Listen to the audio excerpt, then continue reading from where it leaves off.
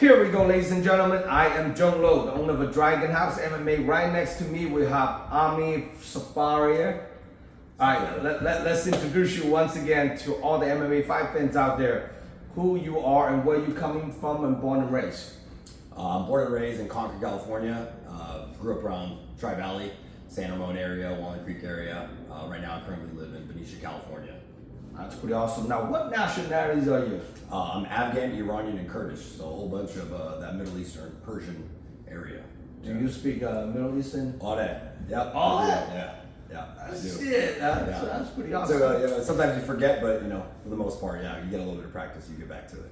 Wow, that's pretty awesome. So, but your whole life born and raised practically in East Bay. Yep. Born and raised, United States. United States. Yep. That's American awesome. through and through. That's pretty awesome. Now, at first, when your coach hit me up and want to get you on the card, he's like, hey, I have a guy who's pretty old. And I'm like, how old? He's like, I don't know, like maybe close to be 40. I'm like, oh, shit. I was telling Darren, I'm like, once in California, once you're over 40, it's really hard to get licensed. I don't even know I want to work with that over 40 years old.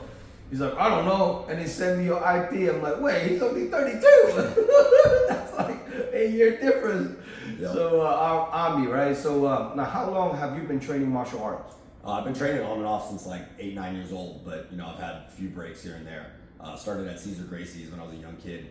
My uncle Ahad Anayat was like one of Caesar's very first in the beginning groups, and turned me on to mixed martial arts from a young age. I used to watch boxing and UFC with him a lot. Now, what gym do you train out of right now? We're coming out of a Gorilla right now under Darren Uyanayama, and all the guys over at Gorilla.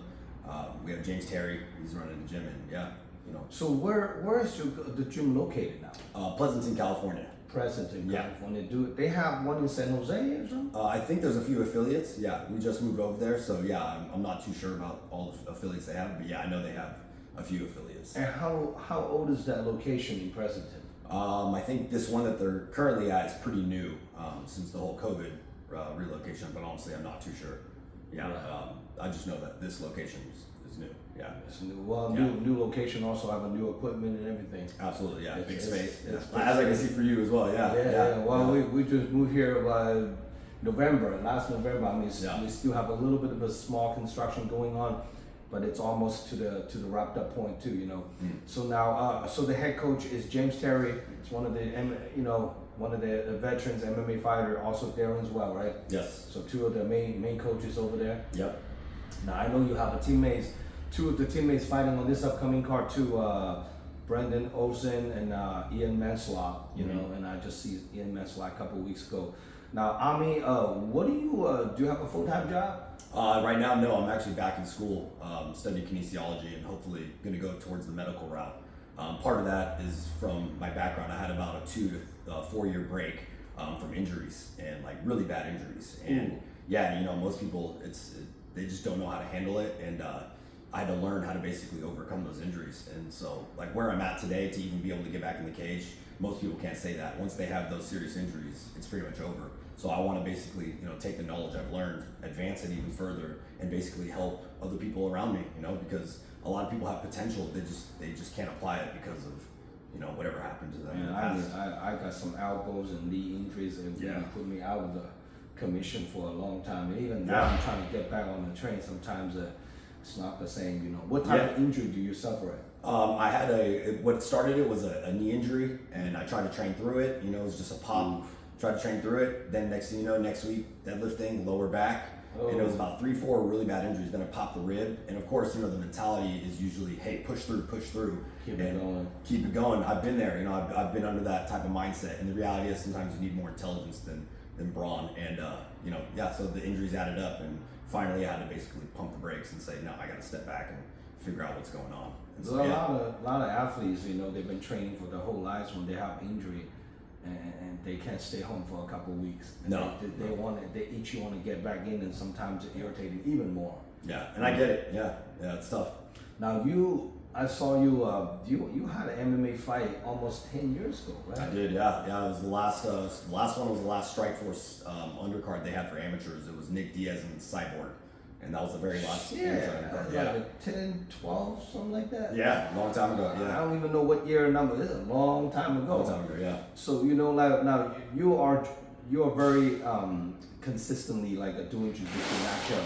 Yeah. You're a purple belt under Darren, right? Not under Darren. I got my purple belt a long time ago under Mateus Andre. Mateus Andre. Yeah. Mateus Andre. He's under the Caesar Gracie affiliate right now. I Yeah. see. I believe he's still under. Yeah. I see. Yeah. So now, what made you, after all these years laid off, what made you want to just get back into the horse and trying to do some MMA fight? The passion's always been there. You know, I never lost focus, even when I was going through those injuries and the recovery. I always had the end goal of getting back out there. And you know, my passion now is to save animals. You know, I love dogs. I love dogs more than anything, especially working dogs.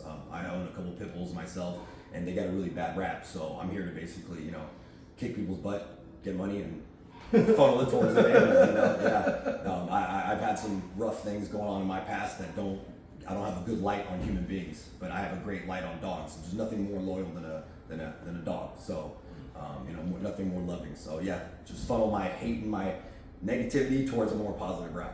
That's pretty awesome. Now you're making a professional debut. Do you ever worry about like a ring rust after all these years you haven't been into the cage? I have actually. I bring it up, you know, in training with my coaches, and we make sure we execute game plans. We have proper practices, red flag practice days.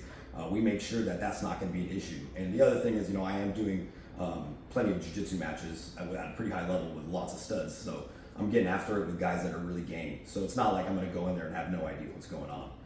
But yeah, no, it's definitely an issue, and it's a worry, and it's definitely something, you know, you got to take those fears and you need to practice around it and apply it. Now, on your upcoming opponent, you know, he's a seasoned young man, you know, Drew Davis. What you think of him?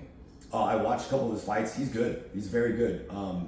He has the skills, and I have my skills. And so it's just comes down to who's going to apply their skills. Right. Yeah. He has a pretty good hiccups, you know, kind of get knocked out in the last fight on his professional debut, you know, and his whole entire MMA career is probably a lot shorter than yours. You know, you've been doing this for a long time. He's a young man, only been doing this for a few years, you know. So when you're watching his fight, what do you see yourself having an advantage on him? He definitely, I think that last fight was definitely an earlier stoppage. But again, like you said, if I could expose one thing, it is his lack of experience in those tougher situations. Like I see his distance, his timing, his little step backs. He's got great timing and great distance control. But it's those tougher positions that you just, unless you've been in there with world champions time after time and you've taken those shots, it takes experience. It really takes experience. And the physicality, you know, that certain people are going to bring, they're going to expose different things from a person. Absolutely. And so when you get overpowered, you better have certain crafts to overcome that. So he's a great opponent, but you know, I believe I have the skills and the training that's going to overcome that. What do you see this fight is going to go? Like when you're watching Drew Davis, how do you see this fight is going to play out? I think this fight's going to play out exactly the way I want it to, and that's going to be either a KO or a submission finish. I'm here to finish. I'm here to make entertaining fights, and that's all that matters. And I'm sure he's going to do the same. I'm not here to win the points game. I'm here to kill somebody, you know, and not get in trouble for it. And you know, we're here. You know, let's be real. We're here to sell tickets, and we're here to make entertaining fights. That's what it's about. And you know, and in the meantime, we might make some money doing it. Awesome. Yeah. What do you see yourself like as far as like a fighting? You know, now you're making a pro. What do you see yourself? You want to make a career out of this, or how far do you want to push it as a fighter? I absolutely want to make a career out of it, and whether it goes towards the route of more like coaching / you know, the medical route which I previously said. Yeah, I would love to be a fighter. I like being a fighter. I don't like coaching. I don't like doing that stuff because I don't like dealing with you know, the lower ends of athleticism. I want to deal with the best of the best and the people that are willing to, you know, go the extra route, and that's me. So. Yeah, I would love to make a career out of it. I'm not stuck on being the fighter the whole time, but that's okay if, you know, we go towards the coaching and the medical side. Now, do you following the MMA scenes in the Bay Area? I do. I try to keep my eyes on, you know, you always got to keep your eyes on your enemies. So yes, keep your friends close, keep your enemies closer. So yeah, no, I do keep my eyes on it. You know, I still have a lot of matches and I training partners that are all, you know, very active. So yeah, I keep my ear to the ground. Make sure I'm aware of what's going on. Do you have any other 155ers that under your radar? Right now, I'm just trying to focus on who's in front of me. So there's a couple people in my head, but nobody I want to call out. You know, right now it's that doesn't matter. The eye is on the prize. That's all that matters. So guys that usually grapple with you before? Yeah, I've had a couple losses to a couple really good guys in jiu-jitsu recently, and I would love to take it where, most guys, if they have the grappling, they don't have my stand-up. If they have my stand-up, they don't have my grappling. I'm very well-rounded, so yeah, it would be nice to kind of... Who are those guys that grappling that beat you? The last one I lost to, I believe, was Brady Wickland. Brady, I've had 3-4 matches with him, and from David to us. Yeah, he's a stud, and he gets after it. And we've had a couple close matches, and 1 or 2 of the matches, I believe, I got kind of screwed on the rules. So I would love to get in the cage with him. He's a stud though, so yeah, he's the types of people that push me. He's been actually bugging me to get on the card and trying to make a pro debut, but he wants to fight at 170. Yeah, he's a little bit bigger, I think, now. Yeah. So you fight at 155. Yeah, 155. Yeah. You want to move up someday to fight him? I'd like to keep it at 155 just because I know I'm unlike most fighters where they have this megalomaniac idea of like what they're capable. I know my capabilities. At 155, I'm a monster. I'm literally gonna kill people. But at 170, things kind of like even out a little bit. Nothing wrong with that, but let's keep it with reality. I know the reality of the fight game, and that's what it's at. That's pretty awesome. Now, what do you walk around weight? About 175 to 180, depending on what I'm eating. So right now I'm probably about 178, 179. Wow. Yeah. You got a big cut. Yeah, but it's science. So I'm a believer. I've been studying this game and cutting weight for a while. So what's your main secret ingredient to cut all the way down? It's calories in, calories out is number 1. And then as far as the cutting the weight, the water weight, most people don't know this. When you start cutting water, you need to start adding sugar back in. So you actually have some carbs, because carbs store water. But if you're not drinking water, there's nothing to store. So you actually put a little bit of honey, it'll give you the energy to continue to cut weight. That was a huge secret that I learned, making a 15-pound cut like easy. Still sucks, but it's night and day difference when you put a little bit of sugar in your body. Yeah. So another things too, a lot of fight fans that don't know, in California is really strict. That's one thing about why UFC, they don't want to bring the promotion to California, because California State Commission, they don't want people to cut too much weight. Yeah. And sometimes they suspend people when they rebound the weight too much. And previously, we have some guys that on the night of the fight, they gained 25 pounds, the commission just suspended it. Wow. So, you gotta watch out on that, trying to not to rebound too much weight where the commission can actually suspend people. Yeah. And that's one thing, like in UFC, as you know, everyone cut weight to the point almost dying to make that weight. And then the night of the fight, they gain like 20, 25 pounds, even in a smaller weight class. And then a lot of people, they just kind of, this commission's like forcing them to go up to a weight class to fight. So that's why UFC, a lot of times they don't come to California too much, because that hydration testing. It's kind of crazy, Yeah, especially with one championship. Yeah, now that they're doing hydration, yeah. you better be on weight, or forget about it. That's right. So now, man, that's awesome though. Well, another thing, we can dig out a OG like you coming out of the fight. Can't wait to watching the fight and watching you perform. I don't know what to expect, so haven't seen you fight before. So are you consider yourself more like a grappler or more like a striker? All around. I'm ready to get after it. That's all I care about. Whatever comes first. Born to kill. That's all that matters. Pretty awesome. Yeah. For more information about this upcoming fight card, check out DragonHouseMMA.com.